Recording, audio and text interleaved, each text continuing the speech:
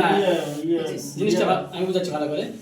দোহরা হাদিস মানে হচ্ছে যে পুরো যেগুলো হাদিসের কিতাব আছে, ঠিক আছে, হাদিসের কিতাবে শুনেন, হাদিসের কিতাবে পড়ানো হয়, তো কমপ্লিট হওয়ার পরে এটা যদিও ফাজিল লেখা আছে, কিন্তু এর মান্যতা আলিয়া ইউনিভার্সিটি, না আলিগড় ইউনিভার্সিটি, আলিগড় ইউনিভার্সিটি আর আপনার জামিয়া মিলিয়া দিল্লিতে আছে, জামিয়া মিলিয়া আর আলিগড় ইউনিভার্সিটি।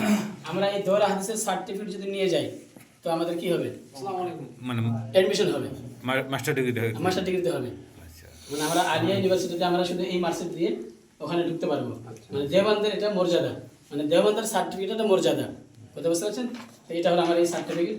আর নাম্বারগুলো হচ্ছে এই যে ইংলিশতে আছে, হ্যাঁ, আবার মানে আরবিতেও আছে, এই যে দুটো আছে মার্কশিট।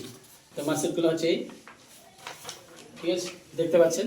মোট পরীক্ষা হচ্ছে 1000 মার্কে, 10টা কিতাব, ঠিক আছে, প্রত্যেকটাতে 100 করে, প্রত্যেকটাতে 100 করে। আলহামদুলিল্লাহ টোটাল পেয়েছি 850। হাজার 85%, ঠিক আছে, 85%। তো মানে 850, এটা হলো মাধ্যমিক বলছি, দেওবন্দের দোহরা হাদিস পাস করার মানে রেজাল্ট, মার্কশিট হয়ে গেল। দোহরা হাদিস কমপ্লিট করার পরে তখন মুফতি ক্লাস চান্স পেলাম। হ্যাঁ, এটা হচ্ছে মুফতির মানে সার্টিফিকেট, ঠিক আছে, এটা হচ্ছে মুফতির সার্টিফিকেট, মানে যে মুফতি ক্লাস যেটা বলছে, মানে এই ক্লাসটা পড়ার পরে আমরা কলম চালাতে পারি, মানে মশলা মাসাল যেটা, হ্যাঁ, ফতুয়া ফারাইজ যেটা, এই ক্লাসটা না হওয়া পর্যন্ত আমাদের অধিকার থাকে না। ওটা পড়ার পরে কিন্তু মশলা জেনে গেছি, কিন্তু আমি যে লিখবো ওটা ডকুমেন্টারি হবে না, হ্যাঁ, বুঝতে পারছেন? এই ক্লাসটা পড়ার পরে এটা ডকুমেন্টারি হয়ে যাবে, হ্যাঁ, অ্যাডভোকেট আর কি, নোটারি, হ্যাঁ, সরকারি অ্যাডভোকেট বলা যেতে পারে, হ্যাঁ, ঠিক বলেছেন, ঠিক আছে। এটা হলো এই সার্টিফিকেট, আর এর মার্কশিট হচ্ছে এই, ঠিক আছে, এটা মুফতির মার্কশিট, হ্যাঁ, মুফতির মার্কশিট। এটা মোটামুটি এটা 500-র মধ্যে 438, ঠিক আছে, 438, ঠিক আছে, ঠিক আছে। এটা দেওবন্দের কোর্স কমপ্লিট হয়ে গেল। এবার কাহিনীটা শুনেন একটুখানি। দেওবন্দে এই মুহাদ্দিস যে ক্লাসটা আমি পড়েছি, যে আপনারা মুহাদ্দিস বলছেন, এর রহস্য কি? এর রহস্য হচ্ছে যে মুফতি কমপ্লিট করার পরে দেওবন্দে কিন্তু ক্লাসটা আছে, কিন্তু এত হাড্ডাহাড্ডি লড়াই হয়, মানে যারা দোহরা ক্লাস পড়ছে ওখানে থেকে থাকে প্রায় 2500 ছাত্র, আমরা মুফতি ওখানে থেকে প্রায় 40 জন ছাত্র, আরও অন্য মানে বিভাগগুলো আছে, আরবি সাহিত্য আছে, কোরআন নিয়ে মানে আছে, আলোচনা আছে, হ্যাঁ, কোরআন রিসার্চ নিয়ে। তো এইভাবে সমস্ত ক্লাসের টোটাল করে মাত্র 5 জনকে নেবে, হ্যাঁ, তাই, হ্যাঁ, কতগুলোর মধ্যে, মানে প্রায় 3000-এর মধ্যে, 3000-এর মধ্যে মাত্র শুধু 5 জনকে নেবে, ঠিক আছে। তো 5 জনের মধ্যে আসতে পারেনি, এটা দুঃখ, মানে খুব আশা ছিল যে দেওবন্দেই করবো, কিন্তু হয়নি, মানে 5 জনই বুঝতে পারছেন, কঠিন হাড্ডাহাড্ডি লড়াই।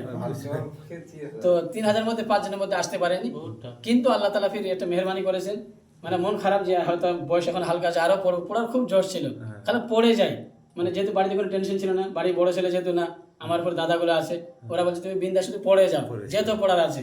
তো দেওবন্দে যেহেতু ওই ক্লাসটা লাস্ট ক্লাস, ওর উপর কিন্তু আর ক্লাস নাই, কিন্তু ওখানে চান্স পেলাম, মনটা ভেঙে গেল। হঠাৎ করে আল্লাহর কি হুকুম, মানে কেরালা থেকে একটা মানে বিজ্ঞাপন চলে আসলো, কেরালা থেকে, যে এখানে এই মুহাদ্দিস ক্লাসটা পড়ানো হচ্ছে, যারা আপনারা ইচ্ছুক এখানে যোগাযোগ করেন। সঙ্গে সঙ্গে ফোন করলাম, কন্ট্যাক্ট করলাম, আল্লাহ কি ফজল, ওখান থেকে যোগাযোগ হয়ে গেল। হ্যাঁ, মানে কেরালা ছেড়ে চলে গেলাম, দেওবন্দ ছেড়ে কেরালা চলে গেলাম। কেরালা গিয়ে মানে 2 বছর, মানে 4টা সেমিস্টার মোট, ঠিক আছে। এই 4টা সেমিস্টার কেরালার মানে যে মুহাদ্দিস ক্লাসটা সেটা হচ্ছে এই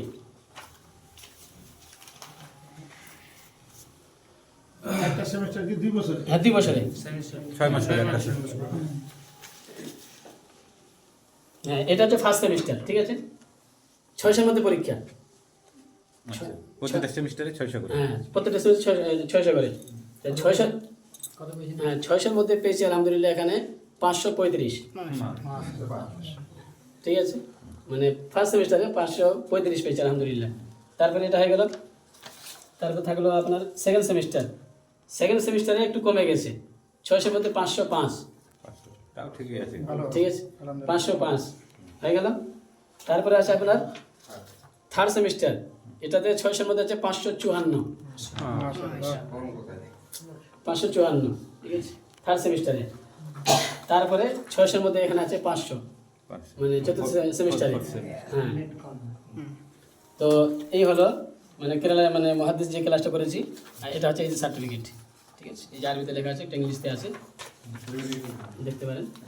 মানে এটা ডিগ্রিটার নাম কি, মুহাদ্দিসি না অন্য কিছু নাম আছে? মানে আমাদের হিসাবে তো মহাদিস, হ্যাঁ মুহাদ্দিস। মহাদিস ক্লাস যেটা, জেনারেলি আর কি। হ্যাঁ মানে এটার মানে মান্যতা আছে এরকম যে আমরা হাদিসের উপরে মন্তব্য কমেন্ট করতে পারবো যে এই হাদিসটা সহি না জয়ীফ। এটা পিএইচডি টাইপের? পিএইচডি টাইপের, আচ্ছা, আমাদের হিসেবে পিএইচডি টাইপের।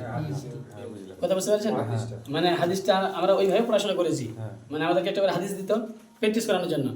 তো তোমরা এটা হাদিস নিয়ে গবেষণা করে আসো। তো এই যে আমরা শুনি যে এই হাদিসটা সহি, এই হাদিসটা জয়ীফ, এই শুনি কিনা আইরাজগুলো বলে কিনা বেশি করে যে এই হাদিসটা জয়ীফ হাদিস। তো এই জয়ীফ আর সহি যে কথাগুলো বলে এগুলো হচ্ছে এই ডিগ্রিটা অর্জন করার পরে, মানে আমরা হাদিস নিয়ে রিসার্চ করতাম, হাদিসটা দেখলাম হাদিসটা কোরআনের সঙ্গে সংঘর্ষ হচ্ছে কিনা, তারপরে এই হাদিসটা যারা রাবি বর্ণনাকারী এদের অবস্থা কি, এই অবস্থা নির্ধারণ করে আমরা নিজে তখন মন্তব্য করতাম যে হাদিসটা সহি না জয়ীফ। মানে যেহেতু দেওবন্দিটা লাস্ট ক্লাস, তো বুঝতে পারছেন এরপরে ক্লাসে নাই আর, ঠিক আছে? এটা দেওবন্দে করতে পারলাম না, কেরালা করেছি আলহামদুলিল্লাহ।